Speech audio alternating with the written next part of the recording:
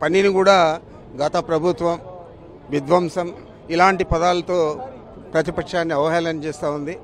మాకు మాట్లాడే అవకాశం కావాలా, మమ్మల్ని వైఎస్ఆర్ కాంగ్రెస్ పార్టీని ప్రతిపక్షంగా గుర్తించాలా, మా నాయకుడు శాసనసభలో మాట్లాడేదానికి అవకాశం ఇవ్వాలని చెప్పి మొదటి నుంచి కూడా మేము నిరసన వ్యక్తం చేస్తూ ఉన్నాం.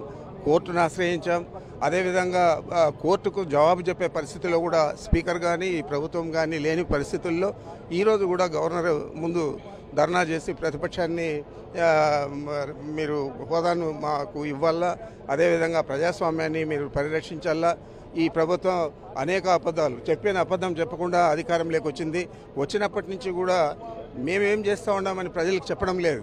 గత ప్రభుత్వం విధ్వంసం అనే రీతిలో మమ్మల్ని అవహేళన చేసే విధంగా మాట్లాడుతూ ఉంది. కాబట్టి మేము నిరసన వ్యక్తం చేసి బాయ్కాట్ చేయడం జరిగింది. సార్, ఇవాళ మీరు గతంలో ఎన్నిసార్లు ఈ విషయం అడిగినా సరే ప్రభుత్వం స్పందించడం లేదు.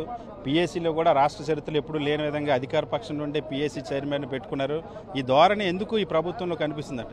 మీరు చూశారు, గత శాసనసభ సమావేశాల్లో కూడా మామూలుగా ప్రతిపక్షానికి పిఎస్సీ ఇచ్చేవాళ్ళు, పబ్లిక్ అకౌంట్స్ కమిటీ చైర్మన్గా. అది కూడా ఇవ్వకుండా వాళ్ళే పెట్టుకోవడం జరిగింది. ఇది ఎక్కడ కూడా భారతదేశంలో ఎప్పుడు కూడా జరగలేదు. ఒకే ఒక పార్లమెంట్ సభ్యులు ఉన్నప్పుడు కూడా కాంగ్రెస్ పార్టీ అతన్నే పిఎస్సీ చైర్మన్గా పార్లమెంట్లో ఎన్నుకోవడం జరిగింది.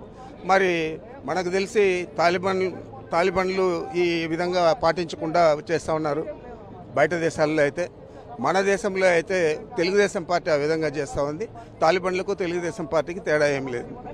తాలిబాన్లతో ఏ విధంగా అయితే తాలిబాన్లు వ్యవహరిస్తారో అదేవిధంగా తెలుగుదేశం పార్టీ కూడా వ్యవహరిస్తుంది. అందుకనే శాసనసభలో ప్రజాస్వామ్యాన్ని కించపరిచేలాగా ప్రతిపక్షాన్ని కించపరుస్తూ ప్రతిపక్ష హోదా ఇవ్వకుండా ఉంటుంది. గతంలో పిఎస్సీ చైర్మన్ విషయంలో కూడా దేశంలో ఎక్కడా లేని విధంగా అధికార పక్షానికి సంబంధించినటువంటి సభ్యుడిని పిఎస్సీ చైర్మన్గా పెట్టుకున్నారు. ఈ ప్రభుత్వ ఈ నియంత్రిత వైఖరి పట్ల మాత్రం వైఎస్ఆర్ కాంగ్రెస్ పార్టీ ఇలానే పోరాడుతుందని చెప్పి మాజీ మంత్రి పెద్దిరెడ్డి రామచంద్రన్ చెప్తున్నారు. వీడియోస్ వెంకట్తో సతీష్, సాక్షి టీవీ, అసెంబ్లీ.